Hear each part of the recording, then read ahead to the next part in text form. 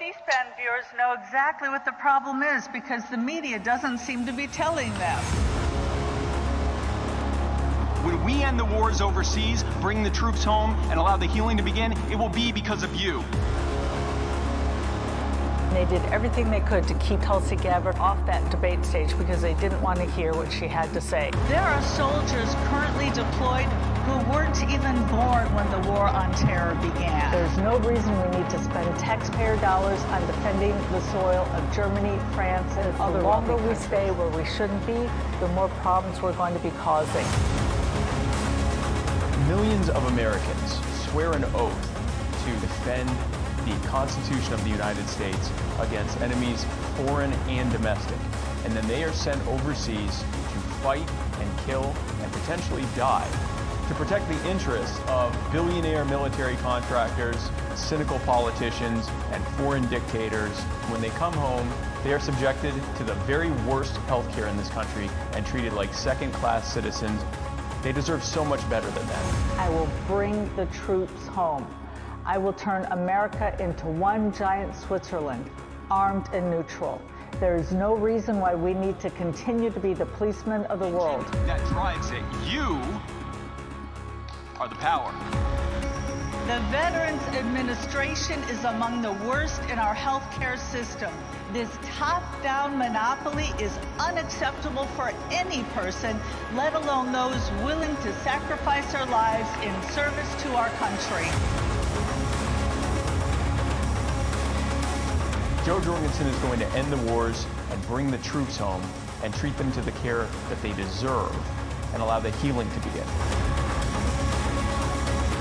We need to have a strong military defending our shores, but there is no reason for us to be defending the rest of the world.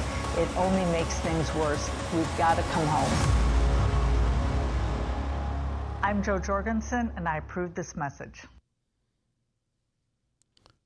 And we are the coalition, never louder, never prouder, outrage porn-free, civilly disobedient media, broadcasting live on the Worldwide Coalition Radio Network here at coalitionradionetwork.com, facebook.com/The Coalition Radio, on the mighty Twitter at coalition_radio, and the mothership at coalitionradionetwork.com. Last week, we began a special weekly segment that we hope to run throughout the election. We're calling it Campaign Update. Spike Cohen kicked it off last week with a fiery speech. It wasn't a speech, it was an invocation. He preached to us, fired us up from the grounds of the Ohio Libertarian Party annual convention. And the point is to bring the campaign home to everybody, to interview and chat with key members of the campaign staff, both on the spiritual side, the practical side, the administrative side, so that we can bring the campaign home to you, whether you be in Rhode Island, Hawaii, Alaska, wherever. There are libertarians around the nation right now getting up early tomorrow morning for the last gasps, if you will, of a protracted period of petitioning. Duopoly continues to place significant barriers to entry for organizations like the Libertarian Party for whose philosophy they want no part of. Because we will speak to those issues elaborated both in the campaign and with a very special guest tonight. Carla Howell is the communications director for the Jorgensen Cohen Presidential Campaign. She has an extensive history with this party. She has ran one of the most successful Senate candidacies in this party's history. She has worked at virtually every level of the libertarian movement. She's one of the reasons why there's a Libertarian Party here in Rhode Island. She was the first, if you will, to reach out to us to reopen the doors, not just to a party, but to a philosophy and to liberty here in the state. Working with us to coalesce different groups of folks, whether they be from the Ron Paul movement, folks like myself who are individual activists, so that, again, the libertarian movement could span 50 states. Carla, welcome to the coalition. Thank you for joining us late on a Friday night. Thank you so much. Pleasure to be on. So let's get right down to it. You are the communications director for the campaign. Give folks, if you will, a flavor for what your days are like, what your responsibilities are, and just the general perspective on the communications organization within the campaign. Well, they're long and extremely busy for everyone on the campaign. I mean, it is absolutely everybody's all in, working their tails off. And of course, our candidates are working their tails off. And in fact, what's really been occupying a lot of our time is getting ready for a bus tour that Jo Jorgensen's about to go on, starting in Pennsylvania tomorrow for 2 weeks. She's going to be touring a lot of the eastern and south central United States. So she'll be in Pennsylvania, Maryland, Virginia, West Virginia, Kentucky, Tennessee, Missouri, Texas, North Carolina. I might have missed one, but she's going to be going all over the place, meeting with lots of voters, lots of rallies going on. Excuse me. And the most important one coming up right now is Pennsylvania, where, as you probably know, we are really down to the wire in getting the signatures that we need to get on the ballot. So if you are hearing this and you live in New Jersey or Pennsylvania or Maryland or Virginia or West Virginia or Ohio or New York or anywhere, and you can get to Pennsylvania this weekend, please do. This is a very important state. We're tight for signatures. We need more. We need all hands. We need everybody on board who can possibly help with this. If you can get there, even if all you can do is collect 20 or 50 signatures for the weekend. If we get enough people doing that, we're over the top. So that's been a big focus lately. We're fundraising. We just hit a goal of $500,000 for this month and shooting now for 600,000. Very excited. This campaign has been remarkable because here we have two candidates who are not governors, so we're not getting the mainstream media that our governor candidates did in 2016. And yet we're seeing tremendous response both in fundraising and volunteers signing up and joining this campaign. So that's really exciting. And so that's the immediate news of what's going on in the campaign. There's news popping every minute, it seems. It's been very, very active. How as an organization, and I know you've got some great people doing comms at a variety of levels in a variety part of the nation. You know, it's got to feel like whack-a-mole some days. You know, you've got this news cycle that has become so hyperventilated, so compressed at the same time, so unnerving in the time. You know, you just look at yesterday, a sitting president of the United States questioning the integrity of our possibly the most sacred part of our nation, that is, of course, the electoral process, and questioned the notion that, you know, it would actually take place on time, despite constitutional guarantees, despite the fact that he holds no power, no sway over it, regardless of whatever happens in that mind. I'm not sure. So you counter that with this, you know, the continuing death toll on a minute-by-minute basis that's being reported on by the moment, almost like an obscene ticker tape as a result of the virus. While at the same time, you've got international players around the world. Just, you know, at the same time, you had one of I believe the G5, the G8, whatever. One of them arguing to be, you know, again, I get the point is it's constant. As a communications director, how do you interpret, how do you prioritize, how do you triage, and what issues right now are really is the campaign focused on? Well, there's kind of two sides to that. We have meetings daily briefings talking about what's in the news. And then we're also looking at Jo's issues, Jo Jorgensen's issues, because what this campaign is about is freedom. And Dr. Jorgensen has selected what I think is a fantastic set of issues that are both boldly libertarian and address the concerns of everyday voters and the major concerns of everyday voters. So healthcare, jobs, those are two very big ones. Criminal justice is very big. The coronavirus, of course, is very big on people's minds and the effect of the shutdown. So these are a lot of the things that she talks about and should talk about, because they're the things that people care most about, what they're most likely to vote on, and they're extremely important issues. She talks about one giant Switzerland, making America armed and neutral. And that is something we've been living under dragged out wars now for almost 20 years, and huge casualties, creating enemies all over the world. It's clearly not something that's driven for our safety. It's being driven by the military industrial complex and the politicians who are in on that whole game. And, Americans, we're paying for it in our tax dollars and in debt. We're paying for it in lives lost. We're paying for it in our concern for the lives lost and property damage of our world neighbors.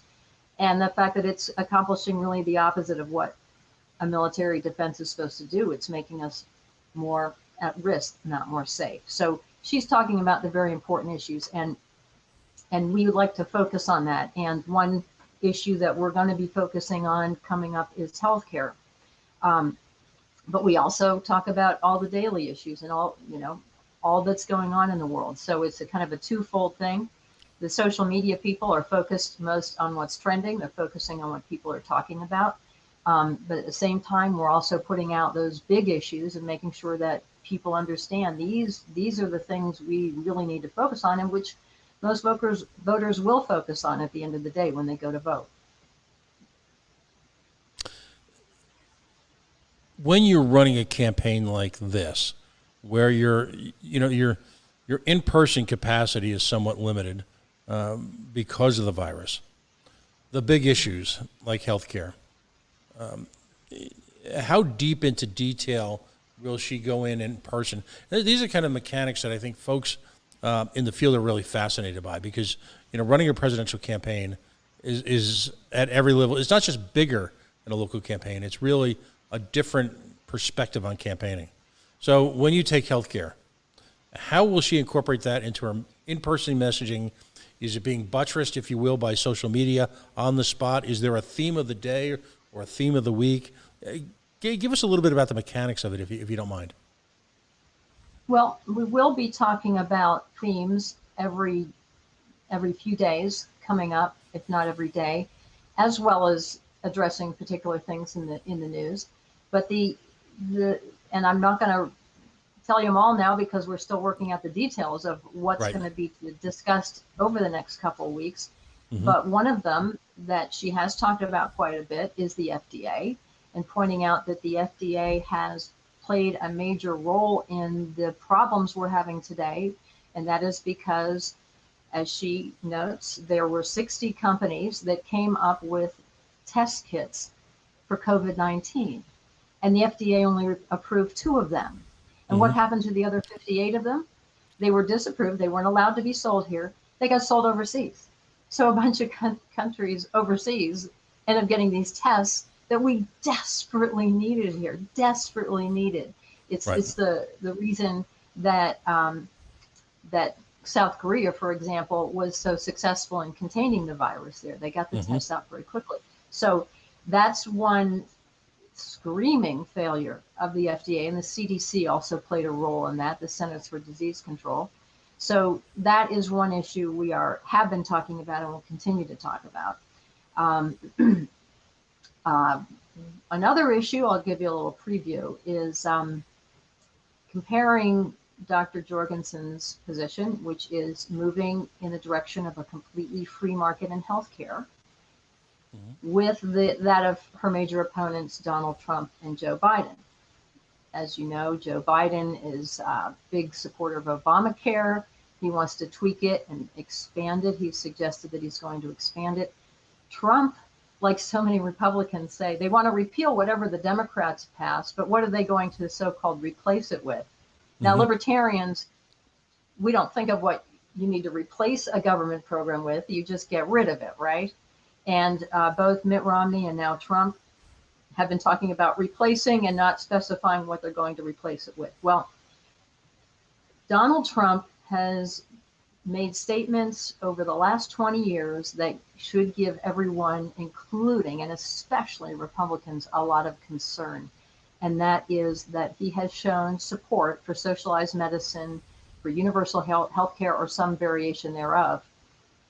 for 20 years in various statements that he's made. For example, he said to the Australian Prime Minister Malcolm Turnbull back in 2017, he said, "You have better healthcare than we do," and they have a single-payer healthcare system.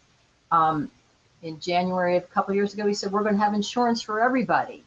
Well, insurance for everybody is essentially universal or healthcare or socialized medicine. He said back in 2000 in a book he wrote that he said, I'm a conservative on most issues, but a liberal on healthcare. We must have universal healthcare. How more blatant can you get than that? So here's the real danger. Now, obviously, Biden is a real danger in healthcare and in most issues, and we're not giving him a pass whatsoever. But if Trump is reelected, we may well be looking at Trump care. It will be Obamacare with a new name, with Trump's name on it, and it will be the same thing. It will be a government-controlled, one-size-fits-all, government-controlled monopoly, or government-run HMO is another way of looking at it. That's what we're looking at if Trump gets elected. And the reason why this is really an issue, and it's close to home for me, as you mentioned, I ran for governor in 2002 against Mitt Romney. I think you mentioned it. You mentioned my Senate run. Anyway, Mitt Romney didn't run on Romney Care, which he popped on everybody after he was elected. Now, before that happened, every Republican, I knew a lot of Republicans in Massachusetts, and if you ask them who, and their boogie woman of the day was Hillary Clinton after the 1994 Hillary Care that she tried to propose. Right. And if you ask them back then, well, what is it that you most dislike about Hillary? They would say Hillary Care. Okay, and this was universal amongst the Massachusetts Republicans. Wind ahead to 2003, after Mitt Romney's inaugurated as governor, and he starts pushing Romney Care. And all these Republicans who were criticizing Hillary went silent. Right. They They had nothing to say. And the Republican media would criticize him maybe if the election was far enough away, but when, they wouldn't. But even then, they wouldn't speak out against what this guy was doing. So the problem is, when you have a Republican pushing a traditionally Democratic agenda, he will get no resistance. If Biden's elected, he will get resistance on this issue of healthcare. I'm not saying we're going to be better off with one or the other. They're both going to be big government and pretty much across the board. But this is an example of where there's a dramatic difference between what Dr. Jorgensen is proposing, a real free market in healthcare. And she's waking people up to the fact that we don't have free market in healthcare in this country. We have a highly, highly regulated government-controlled system with smatterings of free market. But it is not a free market, and she wants to make it one. No, and as recently as last year, the Trump administration, as well as the Republican senator from Florida, were pushing versions of price-fixing bills on prescription pharmaceuticals. And anyone who managed to stay awake in freshman economics understands the impact of price fixing. I mean, it's destructive not only to free markets, it's also destructive to the pricing structure and the ability to break ground on new drugs and the ability, if you will, to profit from existing ones. It's a market destroyer. And the notion, to your point, that there would be then no alternative, there would be no opposition at any level because of the zombie-like ability of Trump supporters to ape and support whatever he wants, and all you have to do is look at the dreaded T word, tariffs, for that. Guys like Larry Kudlow, who would base their entire careers on being free marketers, were willing to literally sell their soul to the devil for one last chance at Washington. I mean, it's God rest his soul, but I think Charlie Daniels, what was that song, The Devil Goes Down to Georgia? In this case, it was to learn how to play fiddle. In the case of the Republicans, their willingness to do anything that they're told in order to maintain the stranglehold on power. It's just terrible. And it's not just the Trump supporters. It's all the Republican supporters. They go silent when their guy in charge starts raising spending or expanding Medicare like George W. Bush did, or Romney Care, or whatever it is. The resistance will be gone.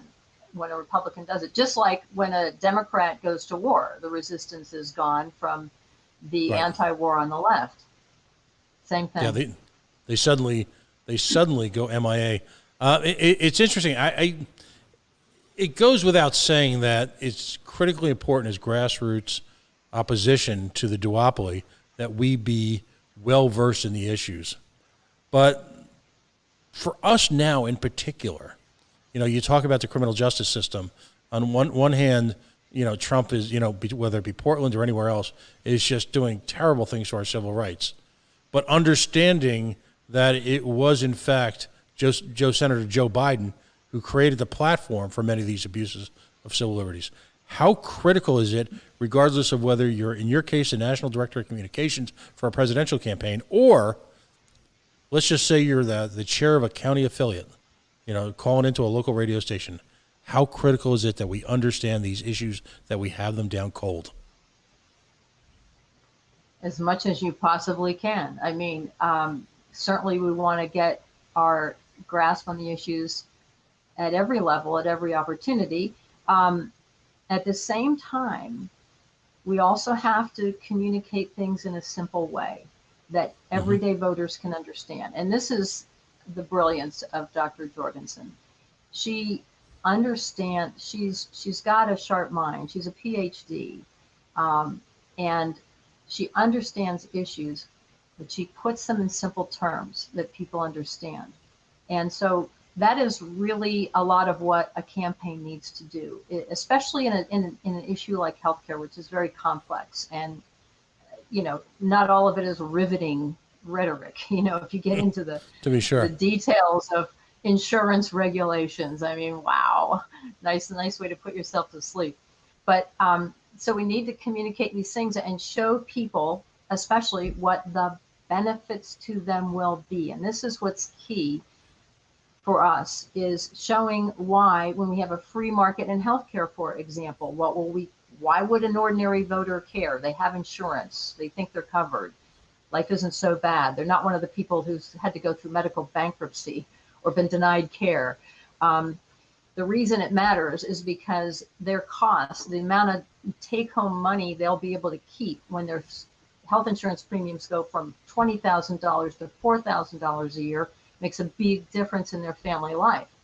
When they have convenience. So if your kid gets an earache at 5 p.m. on a Friday, you may have to wait till Monday or go to an emergency room to get care. So maybe you can go to an urgent care, but you're limited in your choices. Your doctor may not be available, or you may not have a primary care doctor, like a lot of people don't. So it's convenience. It's much lower cost for you. And the biggest thing that's going to really blow people away when we have a free market in healthcare is the innovation that will happen. The healthcare industry has been stuck. They're usually a good 20 years behind in technology from the rest of the world because they're so constrained, whether it's state licensing laws, insurance regulations, state and federal subsidies, just regulations pile on top of each other. And it's a completely stymied industry when it comes to innovation. You compare it to any high-tech industry, and there is no comparison. And so what we'll see when we get the government out of the way and unleash the free market is convenience. I mean, telemarketing is just one recent, that should have been available 40 years ago, or 30 years ago, maybe not with video, but there should have been all these conveniences decades ago, and we will just see an explosion of innovation, and people will find that healthcare can be cheap and easy, and we can be so much better informed and have longer and healthier and more pain-free lives as a result. That's the real benefit. It will make a huge difference in people's lives. Right. In tragedy, there is often opportunity. When I say opportunity for greater society at large, we will emerge from this tragedy called COVID. We will emerge stronger, and if allowed, an unfettered free market will innovate itself in ways that may only be recently as dramatic as something called like the space program was in the 60s and 70s. That potential exists as long as we free the system. Certificate of needs have been weaponized across this nation to prevent the type of free market risk capital investments and community health care that might have saved thousands of lives because of their enhanced ability to deploy testing at a much more organic, more faster level. That's the type of messaging that we need to bring to our opposition. That there are those who actually, Carla, when I call you a wonk, it's the highest honor that I can accord to you. All right? There are folks out there who, incredibly enough, believe that the nature of the coronavirus is a death sentence to libertarianism. And of course, to that I say balderdash. In fact, it's nothing but proven to be proof of concept. What are your thoughts on that? What are the campaign's thoughts on that? Well, the campaigns, I think I'll say what I can recall of Dr. Jorgensen saying, and I think generally what the campaign sees is twofold. Like you say, there's going to be benefits. Telemedicine is going to take huge leaps, is taking huge leaps, and a lot of people are going to say, why are we driving into the doctor and waiting in the waiting room when we could have just done this at home in front of a computer? And so we will see, just like in the area of homeschooling, people who will say, I'm not going to send my kid back to the public school. I think I'll just keep him home and keep homeschooling him like I've been doing. So there's going to be innovations, just the fact that everybody knows how to use Zoom now, who didn't know what it was a year ago in a lot of cases. There are going to be some really interesting advances that come out of this. The bad side is we're looking at $3 trillion they've already spent, driving us into further debt. You're talking about another $1 to $3 trillion in debt. This is going to be a big problem for the economy. And we need somebody who's willing to break all the rules to get us out of the mess that the D's and R's are putting us in now. Trump is somewhat open to deregulation, but we need massive deregulation to unbury from this economic downturn that's happening, largely because of the borrowing, but also because of mandatory shutdowns. We're going to need someone willing to cut taxes dramatically and dramatically cut government spending. That's how we're going to get out of this mess. And Jo Jorgensen is the one who will do it. So there's sort of a twofold side to the whole situation. Last question, and again, if you're just joining us, Carla Howell is the National Director of Communications for the Jorgensen Cohen Presidential Campaign. She brings to this a lifetime of experience, a deep technical as well as philosophical insight, not only to the libertarian movement, but to the issues surrounding us today, and she brings that to the campaign. An uncomfortable truth, if you will, of a prior campaign was, if you will, the lack of diligence, the lack of dedication to briefings. I take great comfort with the technical capacity and the brilliance of Dr. Jorgensen and Mr. Cohen, because of that type of attention to detail. You mentioned briefings. Very often libertarians tend to focus on the domestic. Foreign policy, that's one of the areas that could blow up any minute. We saw it happen in 2016.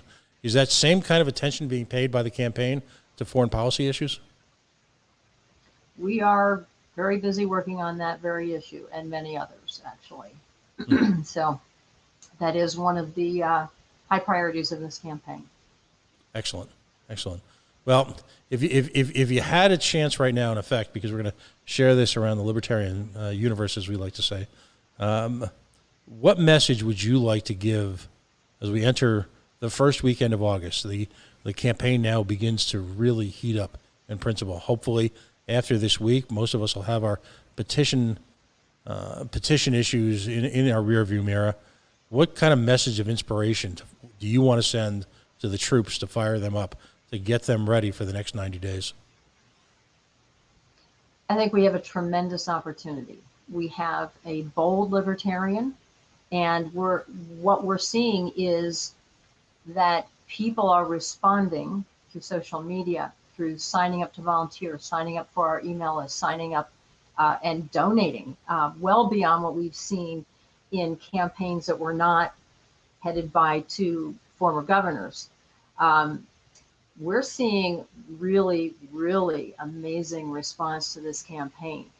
So we need to go for every opportunity we can. Push all the way till November 3rd and don't stop. Just run. Take this part of your life to share the Jorgensen Cohen campaign with your friends and family. Get the word out. Hit social media as frequently as you possibly can to get the word out.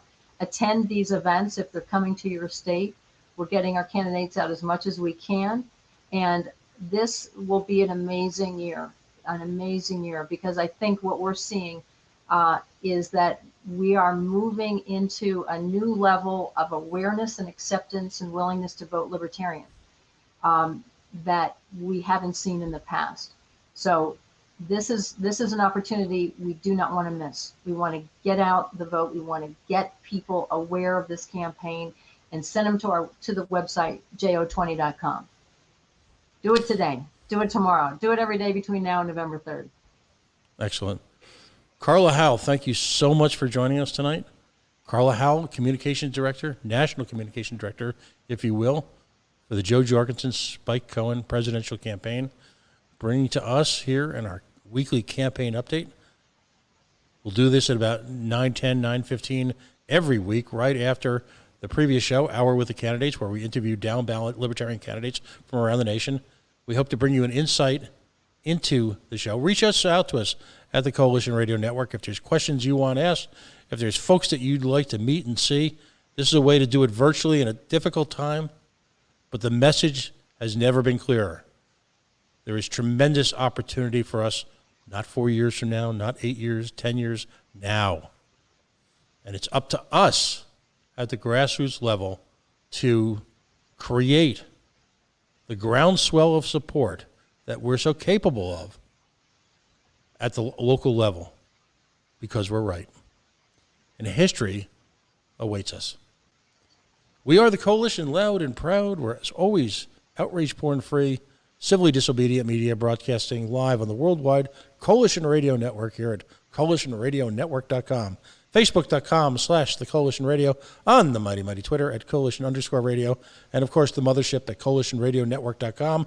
This and Spike's video will be up on our Facebook page, and we'll be sharing it around.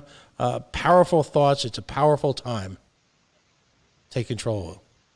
Have a great night. Carla, thank you so much. Thank you.